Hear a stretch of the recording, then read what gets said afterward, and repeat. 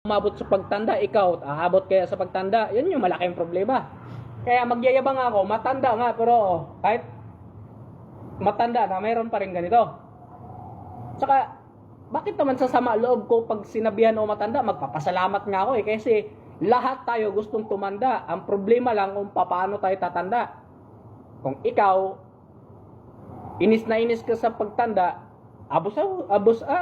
abusuhin mo yung katawan mo para hindi ka aabot sa pagtanda. Ganun lang. Kung gusto mong tumanda, alagaan mo yung katawan mo para tumanda ka. Yun lang. Yan lang yun eh.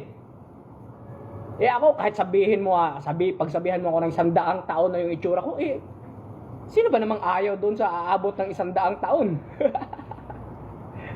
Lahat tayo, yun nga laging sinasabi ng mga eksperto, para tayong pakaangkaang.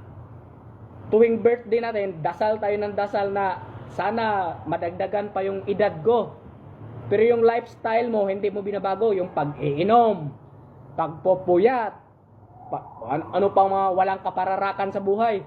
Paano mo naisip yun na nangarap kang tumaas yung edad mo pero inabuso mo yung katawan mo?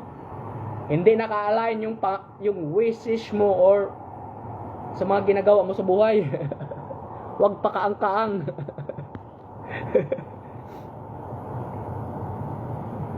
Nathaniel Castillo, di humihina buhat mo pagpuyat doon. Nung umpisa talaga doon, medyo mahirap siya. Medyo mandilim yung paningin ko. Tapos, hanggang pagkalipas ng mga 2 to 3 weeks, hanggang 1 buwan, para nagiging normal na.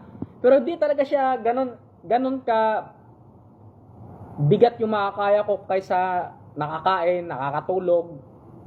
Iba, para magdiferensya ng mga 10 to 20 pounds. Minsan, pag kahit galing sa duty, may condition, maganda condition mo, makakaangat ka ng medyo mabigat-bigat. Pero pagka wala sa condition, hirap talaga. Kaya yun din yung isa sa mga goal ko na magpahinga muna talaga ako ng maigi, abot to ng mga 1 year.